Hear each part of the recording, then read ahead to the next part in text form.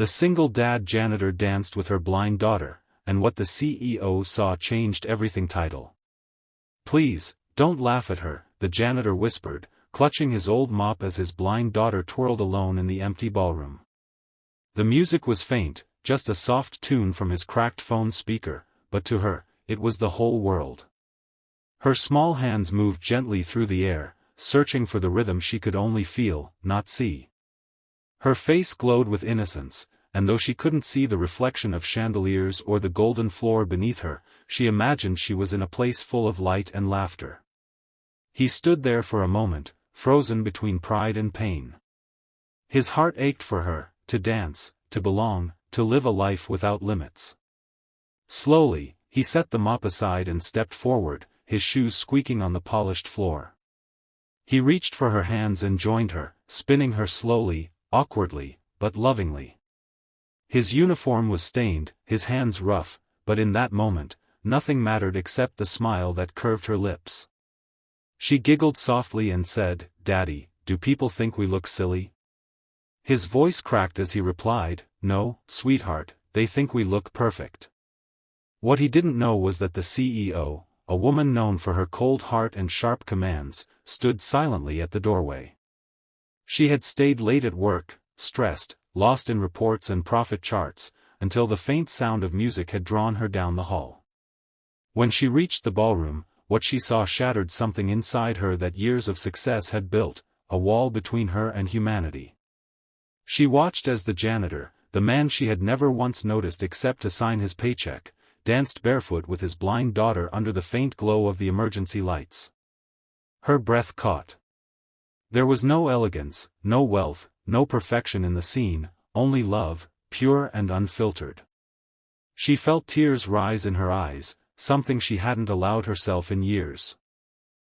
She remembered her own father, who used to dance with her when she was small, long before ambition had stolen her smile. The janitor hummed softly, spinning his daughter once more, as the faint melody filled the air. "Someday," he whispered to her, "you'll see all this. You'll see the lights, the colors, the world I can't give you yet. But I promise, one day, you'll see it all." His voice trembled with both hope and fear. The CEO pressed a hand against her heart, realizing she had built a life full of everything money could buy, but not a single thing love could build. She watched as he lifted his daughter in his arms, spinning her again, laughing through the exhaustion of his 12-hour shift. Minutes passed, but the moment felt eternal. The janitor didn't notice when the music stopped, didn't notice the silent witness behind him. He only cared that his little girl felt happy. He carried her gently to a chair, wrapped her coat around her, and whispered, "Sleep now, baby. Daddy will finish cleaning." She leaned against him, whispering, "You're the best dancer, Daddy." He smiled, brushing her hair from her face, his heart breaking and healing at the same time. The CEO turned away quietly, wiping her tears before anyone could see. She couldn't sleep that night. The image of that dance haunted her, not in a painful way, but in a way that made her question everything she had ever believed. The next morning, when she saw him mopping the marble floor, head down, she hesitated. Normally, she would have walked past him without a glance. But this time, she stopped. The same man who danced like love itself existed in his arms now stood invisible again, lost in his duties. She cleared her throat softly. He turned, startled, immediately apologizing. "I'm sorry, ma'am. I'll move out of your way." She shook her head and said gently, "No, you won't. You'll walk with me." He blinked, confused. "Ma'am?" She smiled faintly, something no one had seen her do in months. "I saw you last night," she said. His eyes widened, his heart racing with fear, thinking he was in trouble. "Ma'am, I'm so sorry. I didn't mean to." She raised her hand softly. "Don't apologize.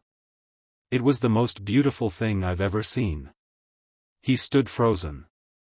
The CEO, the woman whose signature could fire hundreds, was speaking to him with tears in her eyes. "Your daughter, she reminded me of who I used to be," she whispered. "And you reminded me what love really looks like." She took a deep breath and handed him a small envelope. "Inside is something for her. It's not charity, it's a promise." Trembling, he opened it and found a scholarship certificate for a special school for the visually impaired, fully paid for by the company. His mouth fell open, words failing him. "Ma'am, I can't accept this," he said, shaking his head. "You can," she replied softly. "Because last night, your daughter taught me more than any board meeting ever could." Tears streamed down his face as he clutched the paper. "Thank you," he whispered. She smiled again, her voice quiet. "Thank her.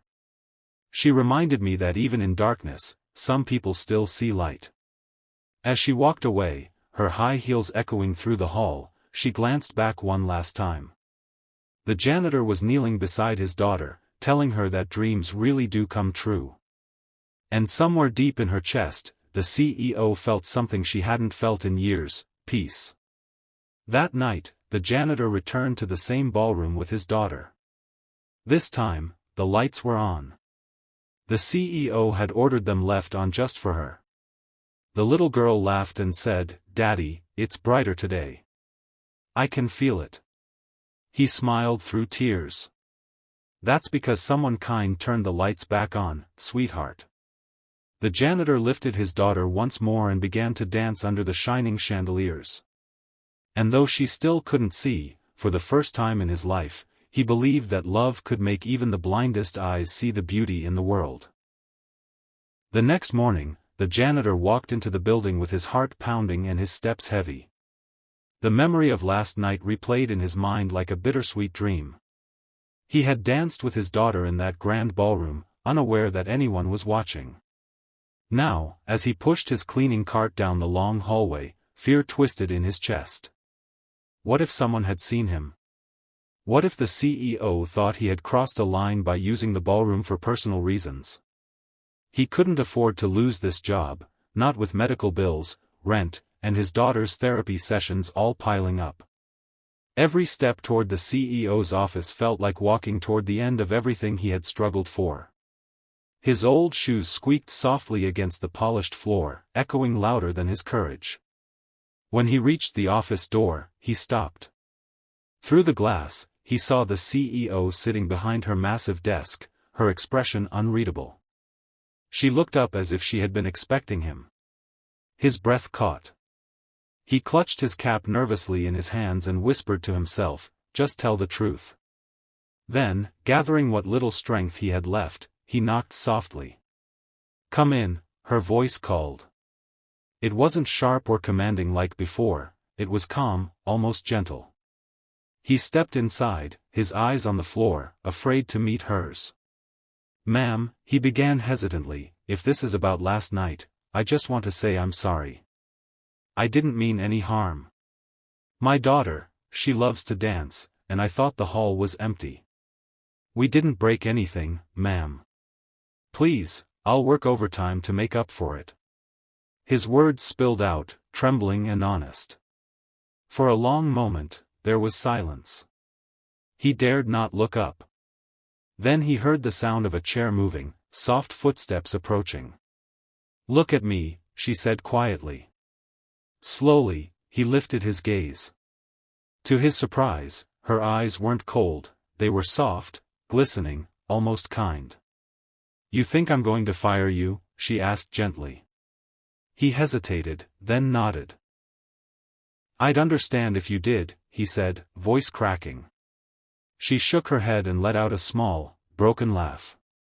"Fire you? No, Mr. Daniels. I should be thanking you." He blinked in confusion. "Thanking me?" he repeated.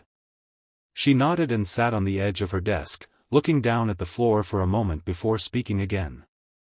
"Your daughter reminded me of something I'd buried for years. When I saw you two dancing last night, I couldn't look away.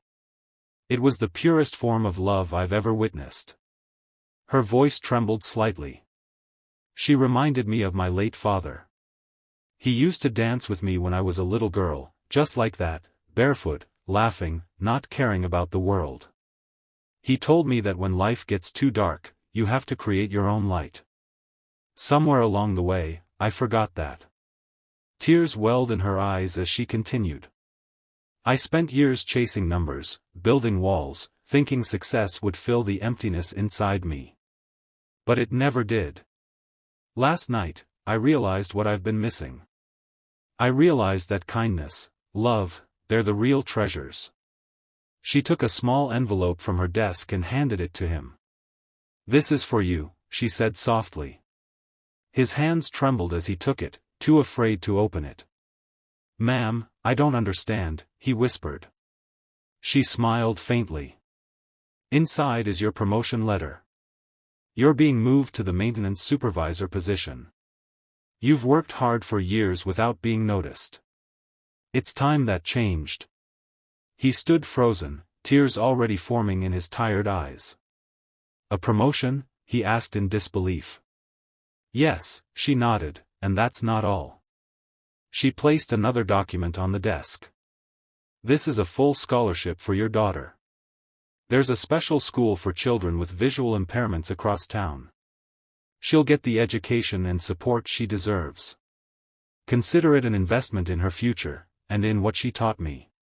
For a moment, the world stopped. His vision blurred with tears, his lips trembling as he tried to speak. "I don't know what to say," he finally managed. "Say thank you," she said softly, "and promise me one thing, keep dancing with her. Don't ever let life make you forget what love feels like." He nodded, unable to hold back his emotions any longer. Tears streamed down his cheeks as he clutched the papers to his chest. "Thank you, ma'am," he said in a broken whisper. "You don't know what this means to us." She smiled gently. "Actually," she said, "I think I do." She reached into a drawer and pulled out an old photograph. It showed a little girl standing on her father's feet, both of them laughing. "That's me and my dad," she said, her voice cracking. "I used to think I'd lost him forever.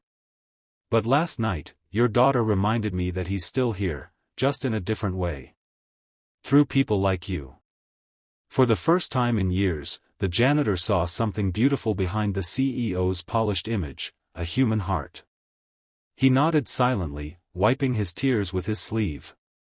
"My daughter, she'll be so happy," he whispered. "She told me once that she wished she could see my face when I dance with her. I guess now, she'll have a reason to dream again." The CEO smiled and said softly, "Then we've both been given a second chance." She extended her hand, and he shook it gently, humbled and grateful beyond words. As he left the office, sunlight streamed through the tall windows, brighter than it had ever seemed before. He stepped outside, holding the letter close to his heart, feeling lighter than air. The fear that had weighed him down for so long melted away, replaced by hope. When he reached home, his daughter ran to him, her little arms wrapping around his waist. "Daddy! You're home early," she chirped.